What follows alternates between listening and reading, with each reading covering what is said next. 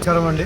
ముఖ్యంగా ఇక్కడికి విచ్చేసినటువంటి ప్రింట్ అండ్ ఎలక్ట్రానిక్ మీడియా సోదరులకు P Janardhan Reddy PJR junction అని మనము చాలా గొప్పగా చాలా ఇష్టంగా పిలుచుకున్నటువంటి జంక్షన్. ఆయన హయాంలో గతంలో ఆయన శంకుస్థాపన చేసి ఆయన ఒక దీనికి ఫౌండేషన్ వేసి స్టార్ట్ చేసినటువంటి ప్రియదర్శిని హాల్ అని ఆయన చాలా ఇష్టంగా పెట్టుకున్నారు దీనికి పేరు. తర్వాత కాలక్రమేణా ఇది డెవలప్మెంట్లో క్రమేణా మనం అందరం కూడా చూసినాం. పాండమిక్లో ఈ హాల్ ఎంత సర్వ్ చేసింది. పాండమిక్లో ఏదైతే మన కరోనా మన మహమ్మారి మనల్ని అందరినీ సతాయిస్తున్న టైంలో ఈ హాల్ మనందరికీ ఇక్కడ ఈ చుట్టుముట్టు ఉన్న ప్రాంతాల ప్రజలకు ఎన్ని రకాలుగా ఎన్ని విధాలుగా మనకి ఇది సపోర్ట్ అయ్యింది అనేది మీరు అందరు కూడా చూసింది.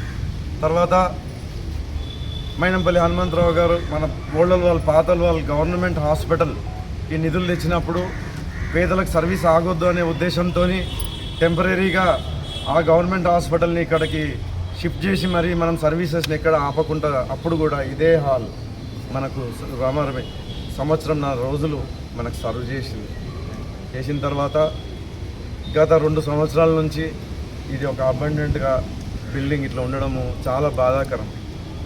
తమ్ముళ్ళు ఎప్పుడైతే మన లోకల్ బస్తీవాసులు రాకేష్ మన బాచి వీళ్ళ ఆధ్వర్యంలో లేదన్నా ఇక్కడ ఏదో బస్తీ దవాఖానా వస్తున్నది అని అన్నప్పుడు కూడా వాళ్ళు నిలబడి అందరు బస్తీవాసులు ఇక్కడ పార్టీలకు ఏం సంబంధం లేకుండా అందరూ కోరుకుంటుంది ఒకటే, కమ్యూనిటీ హాల్గా ఉండాలి, గరీబ్ వాళ్ళకు ఇది ఎంతో సర్వీస్ చేసింది గత 20 సంవత్సరాల నుంచి అని వాళ్ళకు కూడా కొన్ని సెంటిమెంట్స్ ఉన్నాయి.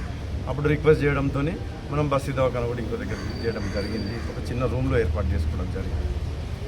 దాంట్లో భాగంగా మైనంపల్లి హనుమంతరావు గారు దీనికి కావాల్సిన అంటే రినోవేషన్కి కావాల్సిన ప్రతి ఏదైనా ఏ వర్క్ ఉన్నా సరే చేద్దాము. ఎందుకంటే ఇది చరిత్రాత్మక భవనం. ఎందుకంటే ఇందులో కొన్ని సెంటిమెంట్స్, అంబేద్కర్ గారి యొక్క విగ్రహాన్ని ఇక్కడ ఏర్పాటు చేసుకున్నాం. Doctor BR